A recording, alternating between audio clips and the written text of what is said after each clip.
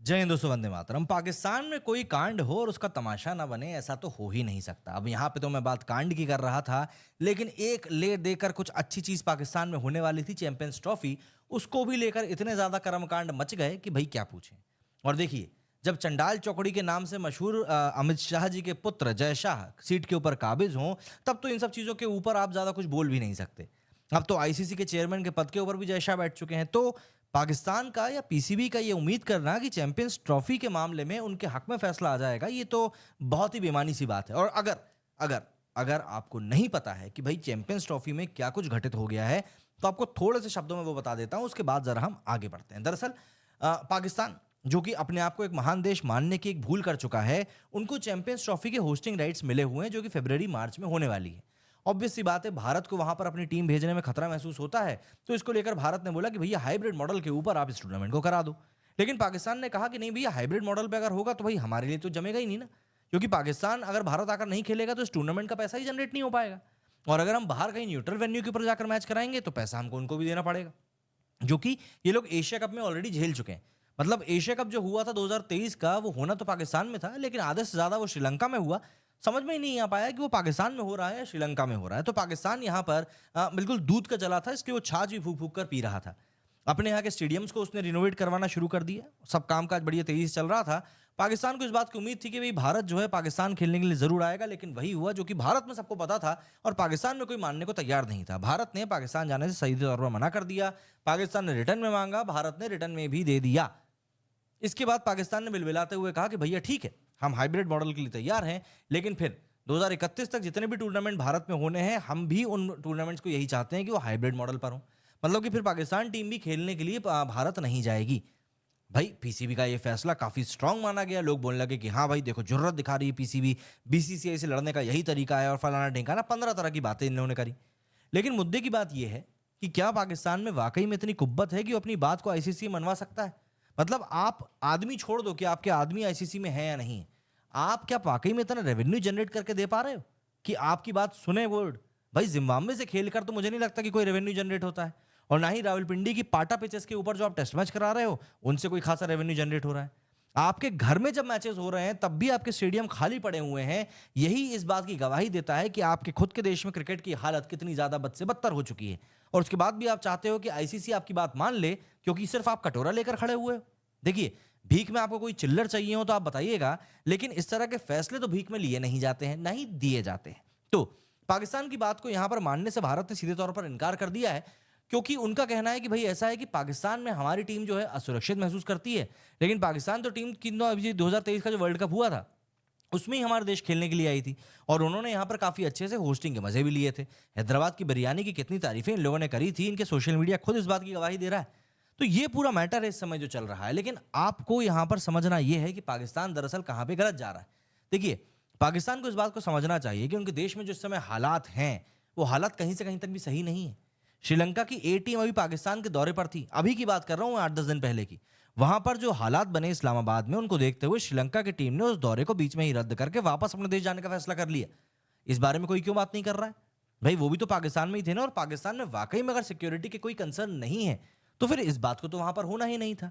लेकिन इस बात को पूरी तरह से इग्नोर किया जा रहा है, और फोकस सिर्फ इसी बात पे किया जा रहा है कि भाई कैसे ही करके चैंपियंस ट्रॉफी हो जाए। अगर आपको नहीं समझ में आ रहा है कि चैंपियंस ट्रॉफी के पीछे आखिर पाकिस्तान इतना क्यों पड़ा हुआ है, तो मैं आपको बता दूं कि पाकिस्तान अगर चैंपियंस ट्रॉफी को होस्ट करता है तो उसको एक बहुत बड़ा फाइनेंशियल बूस्ट मिलेगा। कहने की बात करें तो आईसीसी की तरफ से उसको करीब 60 करोड़ इंडियन रुपीस दिए जाएंगे।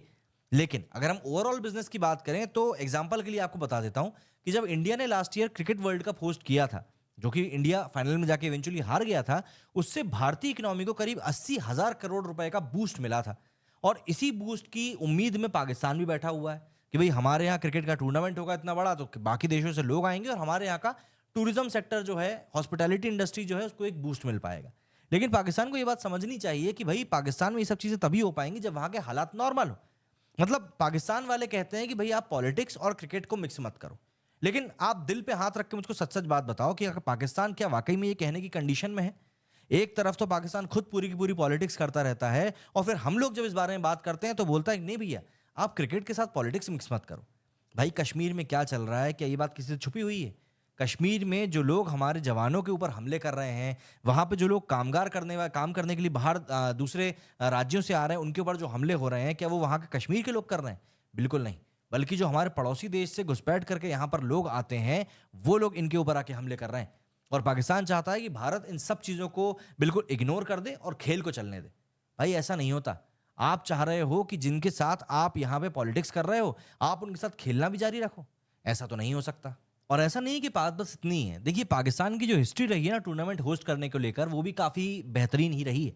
दरअसल पाकिस्तान में जब भी कोई टूर्नामेंट होस्टिंग की बारी आती है, तो पाकिस्तान सरकार उसमें कुछ ज़रूरत से ज़्यादा ही इन्वॉल्व हो जाती है। मतलब ब्यूरोक्रेसी वहाँ पर पूरी तरह से इन्वॉल्व हो जाती है। और जब पाकिस्तान की पॉलिटिक्स के साथ-साथ ब्यूरोक्रेसी पूरी तरीके से करप्ट है ही, तो ऑब्वियस सी बात है वो लोग पैसे से ऊपर उठ के कुछ देख नहीं पाते।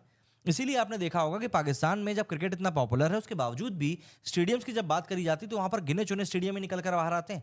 इवन अगर मैं आपको आईसीसी के बारे में भी बता दूं कि चैंपियंस ट्रॉफी में जो स्टेडियम्स यूज़ किए जाने हैं, वो भी मात्र 3 ही हैं, लाहौर, रावलपिंडी और कराची। इसके अलावा ऐसा लगता है कि इनके पास कोई ढंग का स्टेडियम ही नहीं है। मुल्तान के बारे में तो बताया जाता है कि उसको उस स्टेडियम तक पहुँचते-पहुँचते 4-5-6 गाँव क्रॉस हो जाते हैं।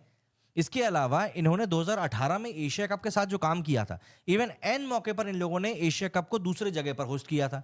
लॉजिस्टिकल इतनी ज़्यादा परेशानियाँ खड़ी हो गई थी कि वो टूर्नामेंट फेल होते-होते बचा था।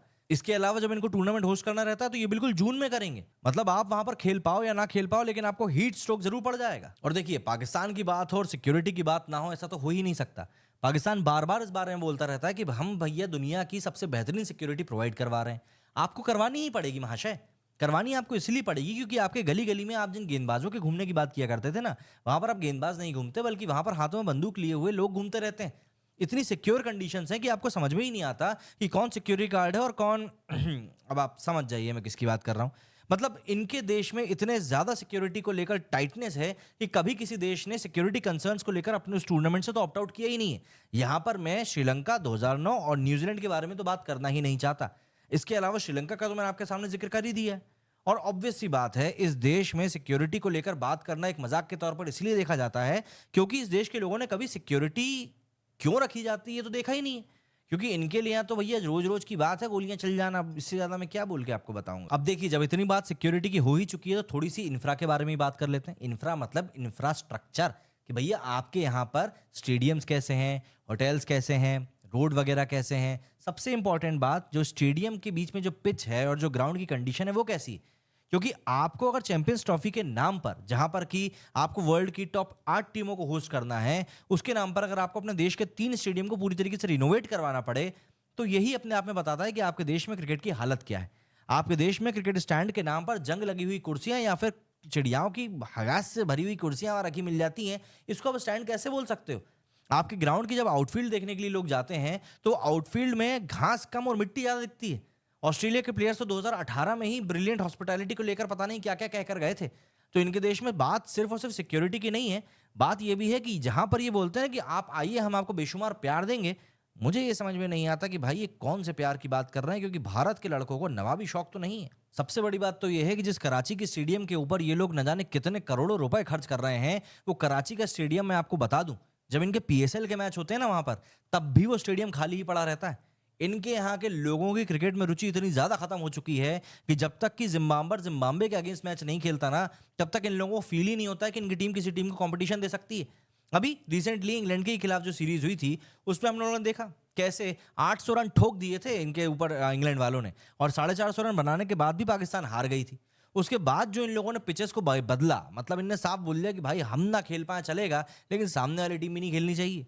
ये तो हालत है इनके आगे ग्राउंड्स की। तो ऐसे में अगर पाकिस्तान ये उम्मीद कर रहा है कि नहीं भैया भारत बिना उफ किए पाकिस्तान पहुंच जाए चैंपियंस ट्रॉफी खेलने के लिए, और पाकिस्तान में इतना गूदा है कि वो भारत को कन्विंस कर सकता है कि भैया नहीं तुमको तो हमारे यहाँ आकर खेलना ही पड़ेगा वरना हम तुम्हारे यहाँ खेलने नहीं आएंगे, तो भैया ऐसा है कि भारत इस लॉलीपॉप से बहुत ऊपर उठ चुका है। मैं तो बल्कि ये चाहता हूँ कि भारत को वाकई में इस टूर्नामेंट को खेलने से मना कर देना चाहिए। भाई भारत के ऊपर थोड़ा बहुत फाइन ही लगेगा, हमें उससे कोई दिक्कत है नहीं, हम फाइन झेल लेंगे, लेकिन दुनिया को ये दिखाने का कि भारत के बिना कोई टूर्नामेंट नहीं हो सकता, ये सबसे बड़ा मौका है। अगर भारत इस पॉइंट पर अपने लिए स्टैंड ले लेता है और बोल देता है कि भाई नहीं हम तो अब इस टूर्नामेंट में खेलने ही नहीं वाले हैं, आप खेलो पूरा का पूरा टूर्नामेंट पाकिस्तान में, मुझे लगता है इससे बड़ा और कोई जवाब नहीं जाएगा दुनिया के लिए। और पाकिस्तान को भी समझ में आ जाएगा कि वो जितना ज़्यादा अपनी औकात में रहेगा, उतना ज़्यादा ही उसके लिए बेहतर होगा। कमेंट करके जरूर बताइएगा आपको क्या लगता है इस बारे में। मेरे स्टूडियो में फिलहाल इतना ही। जय हिंद, जय भारत।